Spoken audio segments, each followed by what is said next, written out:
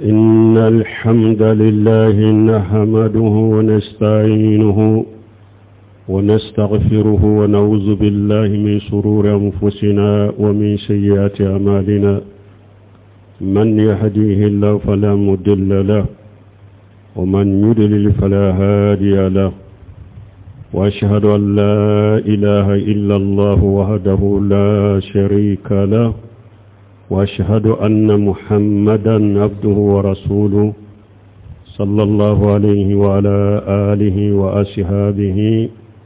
وسلم تسليما كثيرا أما بعد وأن حذيفة بن اليمان رضي الله عنه قال كان الناس يسألون رسول الله صلى الله عليه وسلم عن الخير وكنت أسأله عن الشر مخافة أن يدركني وقلت يا رسول الله كنا في الجاهلية وشر فجانا الله بهذا الخير فهل بعد هذا الخير من شر؟ قال نعم وفيه الدخن. قلت وما دخنه؟ قال قوم يستنون بغير سنتي ويهدون بغير هدي تعرف منهم وتنكر. وقلت يا رسول الله فهل بعد ذلك الخير شر؟ قال نعم دوات على أبواب جهنم من أجابهم إليها قذفوه فيها. قلت صفهم لنا. قال هم من جلدتنا ويتكلمون بألسنتنا. فقلت يا رسول الله ما جاء تأمرني إذا أدركت ذلك؟ قال تلجم جماعة المسلمين وإمامهم. فقلت إن لم يكون لهم جماعة ولا إمام؟ قال فاعتدل تلك الفرق كلها ولو أنت أبدأ على أصل الشجرة حتى يدرك الموت وأنت على ذلك. رواه مسلم. مبالاتم مبد مني على في أمبي أني على في أكان كسي كباني ركون تورو ما نان كبارا جوجو نيالا جوم من كندا موتي سور من بو فيلي نيالا جوم من فنا فيلي موتي سور من بو كندا أمبي سيريا باتو فينسيتي من كباتو يتياني على كلمة بوتي janyogonte alala ambe sharia muhammadu ala ka jondo ala ka cirendo kisini nema bakana ka dunka una ka shebau ala ku kisi min ka chakosobe balma no temina ka boye ambe ni wakati gele mununa ashite ni chidama afura fwanye ka hadisa ufwanye ni hadisa min samana bi Huzaifa bin Yaman cidenka sheba dode do ako mogo to tumbe cide nyininka hera de la kacaya ako mi ale tumbe cide nyininka ko jugu de la juguman de la kacaya juguman kanu tede ko jugu kanu tede pour ko jugu kana le so ale tumbe cide nyininka ko jugu de la kacaya pour ko jugu kana le so ko ale ko cide ma an tumbe jahiliya ni ko jugu bela Huzaifa kambe jumama sani islamiya kana tumbe jahiliya minna nyogon faga gifa du nyogon nafulo purti fan tumbe jahiliya ni kojugu bela sani islamiya kana ala fule kana ni islamiya ni hera chamaye an fula kono ako chidema ambe ni hera minna yala kojugu ben ni hera kofia ciren ko aw be hera minnate ko jugu ba ko fe ale ko cide ma yala o ko jugu fana hera bo ko fe wa ciren ko o ko jugu hera ba ko fe me hera minda duru nendo abete hera ni bone nyagambilende do way hera sugu minne a duru nendo hera ni bone nyagambilende do parce que wakati mogo de bena ute sunna ninka sunnay ute kandani nka kanda siraw ye u be kow dɔ kɛ a yɛrɛ bɔ dɔ ko ninnu ka ɲi u be kow dɔ fana kɛ a yɛrɛ b'a dɔ ko nin kow man ɲi ninnu ye kɔkɔnɛw de o mɔgɔw bɛna balimaw ciden ye kɔrɔya kɛ mun na ni hadisa la a y'a yira de komi hadisa yɛrɛ wɛrɛ bɛna u b'a pɛrɛpɛrɛ latigɛ an b'o fɔ ciden y'a yira de ko diɲɛ laban pɛnlɛ wagati minnu na ɲɛmaw dɔ bɛna ɲɛma minnu tɛ ale ka sunna ta u tɛ ale ka sunna ta ka baara kɛ n'a ye u tɛ baara kɛ ni ale ka kanda sira ye o ɲɛmaw bɛ kow dɔ kɛ o ka di mɔgɔw ye o ka ɲi o ɲɛmaw bɛ kow dɔ kɛ ko minnu man ɲi laɲini ye mun ye mais ciden kɔni ɲɛma sugu bɛna mais a m'a fɔ mɔgɔ k'u kɛlɛ dɛ a m'a fɔ mɔgɔ ka bɔ contrôle la dɛ a m'a fɔ mɔgɔ k'u gani nani gɛrɛw daw la dɛ a m'a fɔ mɔgɔ k'u nani minbariw ka dɛ a m'a fɔ mɔgɔ k'u nani réseaux sociaux la dɛ a m'a fɔ mɔgɔ k'u nani u ka dɛrisow la dɛ a ye ciden lamɛn hadisa laban bɛna min fɔ a ko ɲɛmaw bɛna nin ye aradu ye karamɔgɔ juguw dɔ ka karamɔgɔ minnu yɛrɛ ma diina faamu ma sunna faamu n'u b'a fɔ ko hadisa minnu nana ko an ka tugu faamaw ko an ka faamaw tɛ ko ciden kan bɛ faama tilelenw de ma ko an ka faama ninnu tɛ yazu billahu dɔw yɛrɛ b'a fɔ yɛrɛ ko an ka faama ninnu ye kafiri de ko ninnu tɛ ko ninnu ye ala sɔsɔla ko ninnu tɛ ciden ka hadisa min filɛ nin ye a ye aradu kɛ e kan k'a yira hari ne bi danbe ka taa karamɔgɔya ma i tɛ foyi dɔn diina la i tɛ foyi dɔn ciden ka sunna la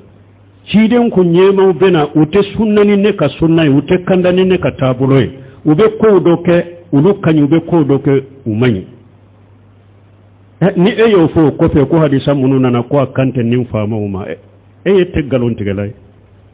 e de mi ka diina faamu i bɛ sunna min na i ma faamu donc tuma min u je fata buryamu yani ciden ye nin fɔ a ye ko nin hɛra sugu bɛna bon a ko nin hɛra fana kɔfɛ juguma bɛ wa ciden ko ho duwatu ala abwabi jahannama a ko welelikɛlaw bɛna olu bɛ jahannaba dinga da de la u bɛ mɔgɔw wele ka taa min na a ye na i taara faru ka dɔrɔn u y'i fili jahannaba kɔnɔ allahu akbar o ye welelikɛla juma ye mɔgɔ o mɔgɔ karamɔgɔ a ye jalamugu meleke cogo o cogo n'a bɛ wula su de silama jamana ka faamaw k'a ka bɔ u kama a ka marase k'u kama a y'a danbe ka taa karamɔgɔya ni sunna ma cogo o cogo duwaatu ala abwabi jahannama a kana lamɛn dɛ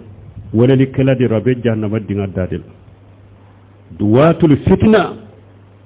fitina welelikɛlaw de don o tɛ diina ka welelikɛla ye dɛ nin karamɔgɔ sugu de ye sunna tɔgɔ tiɲɛ jamana kɔnɔ ya ka silamɛya tɔgɔ tiɲɛ jamana kɔnɔ ya ka silamɛya birifini biri u yɛrɛ la ka politiki kɛ a kɔrɔ mais ala b'a bɛɛ maloya ni mɔgɔ o mɔgɔ ko i bɛ nin sunna birifini biri yɛrɛ la ka silamɛya birifini biri yɛrɛ la ko i bɛ tiɲɛli kɛ a kɔrɔ fo ala k'i lebu i tɛ to a kɔrɔ ala b'a fara ka bɔ i la da k'i lebu duwaatu ala abwaabi jahannama mɔgɔ o mɔgɔ b'aw wele ka taa marasiw ma silama faamaw contrôle la mɔgɔ o mɔgɔ b'aw wele a ka silama faamaw k'u lagosi aw ye k'u lagosi u ka réseaux sociaux la k'u lagosi u ka dɛrɛsow la k'u lagosi u ka kutubaw la duwaatu ala abwaabi jahannama duwaatu li fitani welelikɛla dɔ bɛ jahannaba dinga da de la welelikɛlaw de fitina welelikɛlaw de don silamɛya ka welelikɛlaw tɛ sunna ka welelikɛlaw tɛ fitina ka welelikɛlaw de don jamanaden y'a yɛrɛ kɔlɔsi ma ciden ko tuma min ciden ye nin fɔ ko welelikɛlaw dɔn k'u bɛ jahannaba dinga da la k'u bɛ wele ka taa min na y'u jaabi dɔrɔn i fili jahannaba kɔnɔ u je fata buruyamani ko ciden nin welelikɛlaw man kutu ɲɛ dɛ mɔgɔ sugu juma don an ka se k'u dɔn an k'an yɛrɛ kɔlɔsi ma ciden ko cogo da ko هم من جلدتنا قوم من جلدتنا ويتكلمون بألسنتنا أكون مغودا أكون مغودا أن يغنى هذا ما دون ديرو جنة وكلانو ترى أن يغنى هذا ما دون ديرو أيوة أمبكما من فوق قرآن سنة على قوة تيدن قوة فنا بودفو arabuka ubodefo ufana be qur'ana defo be hadisa defo ime yala ube qur'ana fo chogo mina fo chogo nyumande yoya ube hadisa fo chogo muna fo chogo nyumando ube kuma ni arabu de ube kuma ni qur'ana aya de ube kuma ni hadisa de mais ube aya nunun do yoro la do yoro te minye ube hadisa nunun do yoro la do yoro te munye o walili kala sugu de do o ko fe huje fata bu yamani ko cidemma akonni walili kala sugu fana nana e yenne nyamara ni munya ni o yenne soro jian kono ni walili kala sugu ni neni nunun benna wakati kenan kam munke ciden ko wakati silamau jama nyema mumbula farawuluka silamau jama nu kan nyema farawulu de kade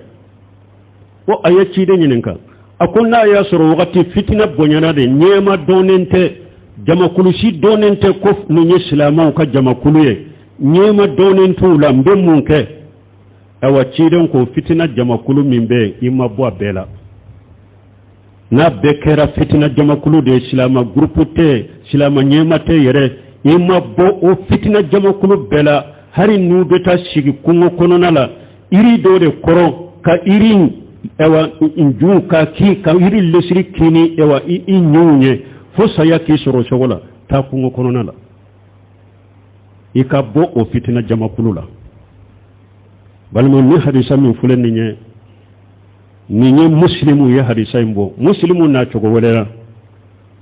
hirengo sallallahu alaihi wasallam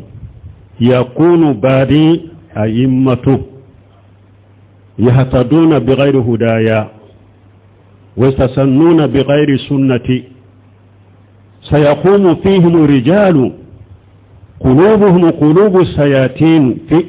في جسمان الإنس فقلت يا رسول الله ما أشنع ذلك إن أدركت ذلك قال تسمع وتطيع للأمير وإن ضرب جهرك وأخرج مالك فاسمع وأتي رواه مسلم muslimu na cogo were la kiren ko nyema bena ne kofe nyema nunun te kanda ninne ciiden ka kanda sirai nyema nunun te sunna nitne ciiden ka sunnaye uten ka sunnata o nyema mogo do bula shetane dusukunde bala hadamaden fari kono kuma bete menenka nyema do bena wute kanda ninka kanda siraye wute sunna ninka sunnaye o nyema mogo do bula shetane dusukude bala hadamaden fari kono huje fata bu yamani ko cide ninni o nyema sugu ya nyugon soro wakati lankam munke ciden ko nyema ka kuma Allah me ika ka kuma mina ika tugwa ko hari na yibugo yi kodela kika halala nafulo boshila tugwa ko Allah me ika tugwa ko kana buwa kofe kuma bete meninka karamugo jugu munun ba fo ko hadisa munun nana ko nin famo kote mugo ma famu hadisa munun nana fama kola nin famo kote ebe ni hadisa domi nimbe muslimu de kono fama bena wute kanda ninka kanda sirai wute sunna ninka sunnai mugo dogo fama wala setan ne dusku de ba kono hadamarin fari kolola me wona tabe ciden ko je fata bun yamani tumama ya nyininka ninni fama sugu ya nyugon soro wati lan kam munke ako tasma wa tutiu lil amir wa indruba jaharuka wa ukhja maluka ako tugu fama ko aka kuma lamme ikatuga ko harin na yi bugo yi kodela kika halala nafulo boshila allame ikatuga ko kana buwa ko kana tele kuma bette meninka karamugo jugo aye jamana yi sagade karamugo politicien sunna karamugo munu buddambe kata sunna manube politique la aye islamu toro de aye jamana toro aye islamu toro aye islamia toro aye sunna toro cinya jamana inkono ciren ka sunna fama kele tala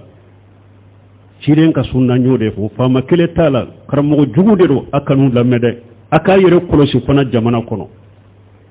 ewa haram ben nin tora nin jagu min kono mugo shima la shamala ta ko fe ulu karamugo jugu de sababu do anya fuya anko fama wuli fama ge amanye atena ni herai Cheikh Islam bun teme yofo akom mugo shite nu ye fama gele ka boye fo fama min tumbe ko jugu min tumbe nu lu ye fama ge ka boye ko jugu wore de bena min ka jugu kateme fama tumbe min ke kakoro bun teme yo de fo ako jama kulusi depuis gale jama kulusi ma fama kele ka ge ka boye fo tiɲɛli min tun bɛ faama in tila la tiɲɛli wɛrɛ de bɛna o kɔfɛ min ka jugu ka tɛmɛ olu ye faama min wuli an tɛ tɔɔrɔ wɛrɛ la ni karamɔgɔ jugu ka tɔɔrɔ tɛ koyi minnu b'u danbe ka taa sunna ma ka silamɛya birifini biriw yɛrɛ la ye ka politiki k'a kɔnɔ ka silamɛya tɔgɔ tiɲɛ jamana tɛ gɛlɛya sini tɔɔrɔ si la ni olu ka tɔɔrɔ tɛ awa kana da ciden ka sunna ka dɛ ko sunna mɔgɔw de don wahabiyaw de don sunna mɔgɔw ni wahabi sunna mɔgɔ minnu ma sunna faamu de don sunna mɔgɔ minnu ma baara kɛ ni ciden ka sunna ye olu de ka tɔɔrɔ ban ka ciden ka sunna tɛ ciden ka sunna hakika foyi t'a kɔnɔ ni hɛrɛ tɛ ani lafiya بارك الله لي ولكم في القرآن الحكيم ونفعني وإياكم بما فيه من الذكر الحكيم أقول قولي هذا واستغفر الله لي ولكم ولسائر المسلمين من كل جنب واستغفروه إنه هو الغفور الرحيم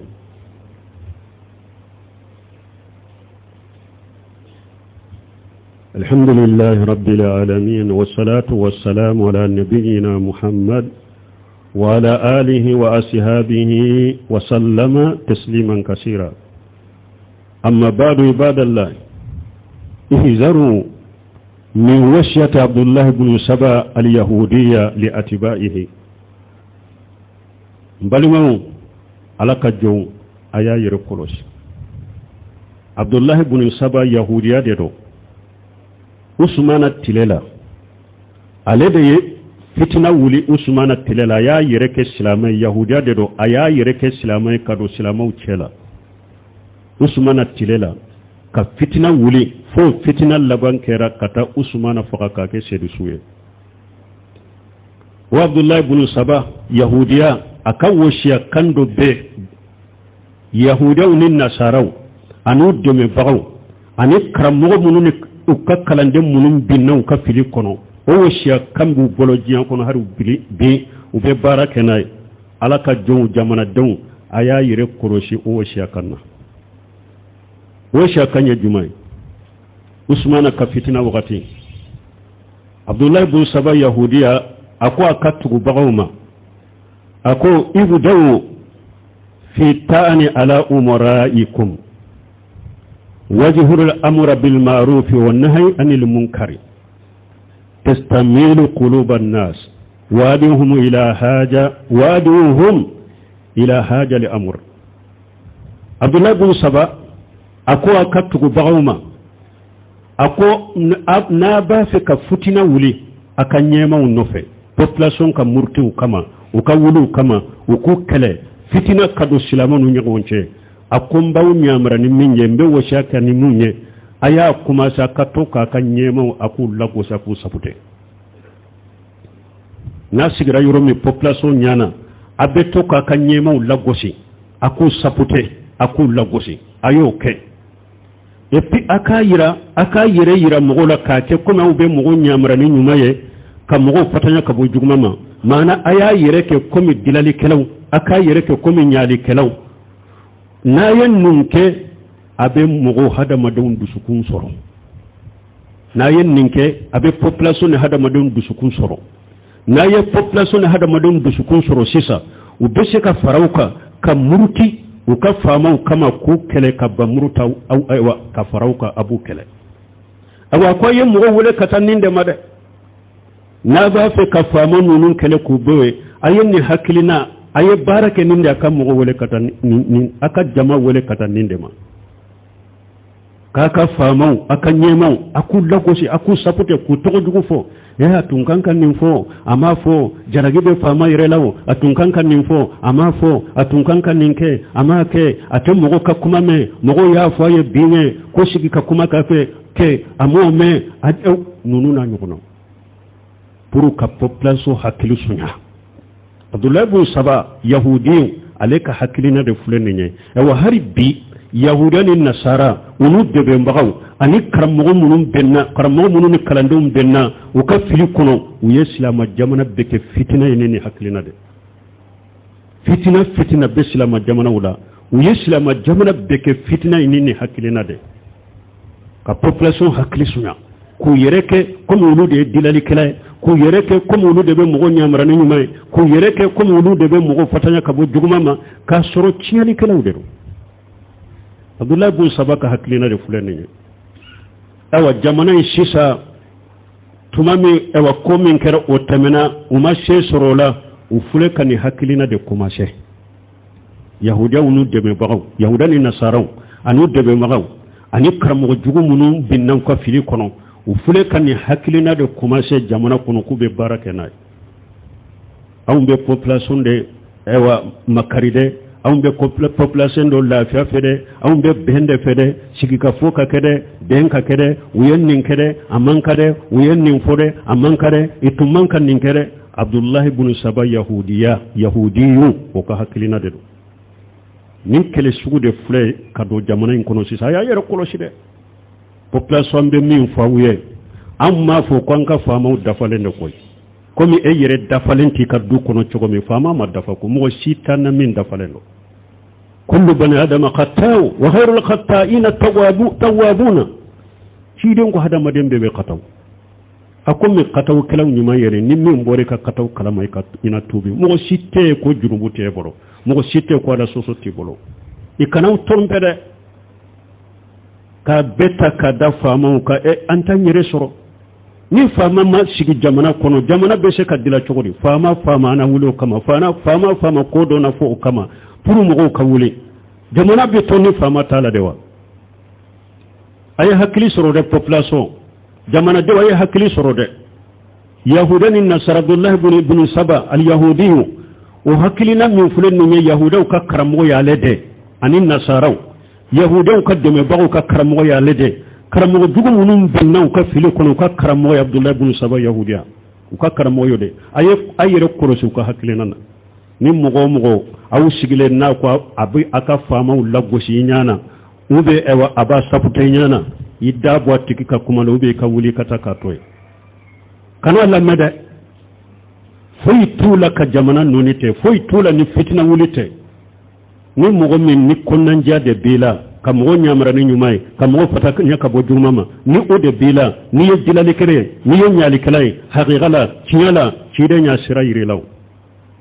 sidon ko man arada an yansiha li ji sultani fala yubdihu lahu alaniyatan falyaghudhu bi yadihi wal yaghlu bihi fa in qabila minhu fajaka wa illa faqad adallati alayhi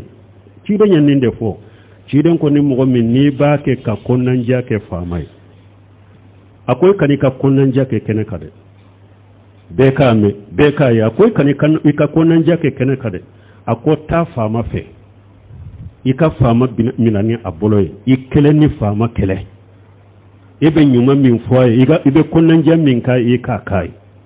ni fama yika konnan jamina afule ni fama mi ka konnan jamina alaye min bila eka eyi take ato foite eka ateta fama fe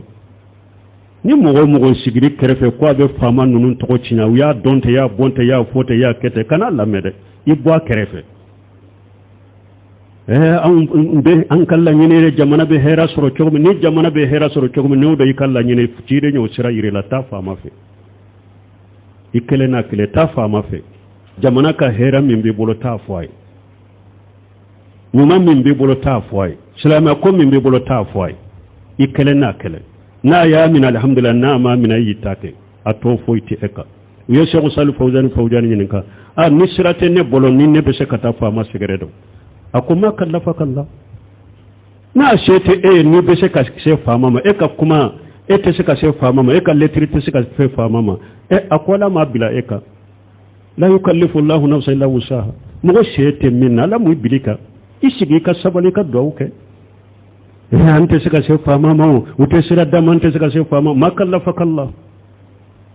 ni te se ka se fama ma ala mi jakwa bilaka isigi no lay ka dawke ka sabali cide ni ode fuye balma ambe ala delala kan islamia la ka dem ala ka jamana dem wallahi fama munun fulen ni nya fo choma ma fo kanyede me cide ni sarati min fo ko adagara ika fama kele o sarti madafa nunu na koy tuma me cide sebo ya nyininka cide ko fama do bena ube jaman na fulo ko yere kuntaye sebo ko wala cide an kan munke o wakati an kan munke an ku kelewa ciden ko la ma qamu sala hadisa dola ma sallu ciden ko kanu kele ka tonu be salli kato nu be salli akanu kele akanu sabuta akanu lagosi de fama na be salli akana kele de ma sallu fikum kato be salli akanu kele de donc sirama di mogo ma ka min fama nunu kele koy am ma fu dafalendo men balimo jamana imbe tora ni degu minna namma sabali nu ya don kunna de ku be min fama nunu de lagosa nyet ku to ciyanye an ka wuli nunu fana kama an ku gele be ka sigi anta la deli me jamana laban bina ke chogo mi jombodo ni nunu boran kunna sisa ni jamana laban bina ke jumay jombodo aye sabali jamana da sabali jamana konona la jamana kenemala la jamana dembe ka sabali an ka to nunun ko ala soso ala sube junube an ka ala dele ala ba wuli chogomi min be se kata ufe ta ufe ku bilasira min te se kata ufe sabali tumamu ye chide nyin nga ni fama una chide ko fama bena ube jamana fulo ke utaye ube to nyalike shego ko an ka mun ka ko fasbiru hatta talquna ala hawdi akoye sabali fana ma dankala de akoye sabali fo giya ka wuli kiyama ka jo na ka nyugon soro nka kola kiyama kene ka dambo sabali la e ko ba fo anka sabali anka sabri la mata ila li akhirah aba fo anka sabali ambe sabali fo wakati juma ambe fo aye sabali fo kata la gara ci do yode fo aye munya ka sabali anka dowke ala ba wuliyo mais ne aw yere de ko tora min baw kan na ba wulini aka dusuye ani marafani bamuro e foy taw soro fo tora were de baw soro min ka jugu katema be min kono e pinnamba fe kayele ma nya fo sinya joli anyire kayele ma folo inna allaha la yukhayyiru ma biqawmi hatta yukhayyiru ma bi anfusihim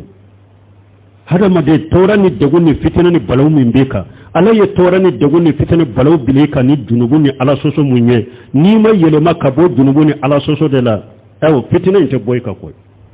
jamana dewbe mushrikiya ni minna ye tubi ka bo mushrikiya wala aye tubi ka bo bidiya wala an ka tubi ka bo nyogon tonyola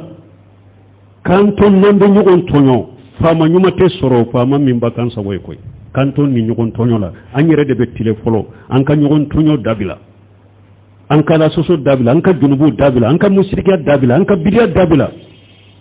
dina kuniya ni ala nani ni qur'an nani ni sunna nani ni wahabiya nani an ko dabila o bebe koy naw inna allaha la yukhayyiru ma bi qawmi hatta yukhayyiru ma bi anfusihim namba fe yele makka do jamana kono an fana ka yele makka ta alama o be yele manati jamana kono yoronin kele ni ala ko femmin ka ke o ye kun fa yakunu nyatuna yela beke wala mbe woleli min bila jamana dewna jamana kono na ana kenemala an ka munyu an ka sabali tora bansoro nin koyin kono an kano tora jate foyi an ka sabala kuro ka munya kuro ka dow ke ala bambola me an kana fo ko amba jaku wali ni chogo warede o kofelani o be fale min na mo si todo ni alate tora banka ke tora be population ka ni mobili jani nyire be munye kamo kamina unjani ka mobili jani ku wore talaw anya min fo abdullah ibn sabaka hakilina ndur an ka population di mu koro an ka population di mu koro ni population di mina ube wuliyo aya famu de tora banka de nan kam mun ka sabali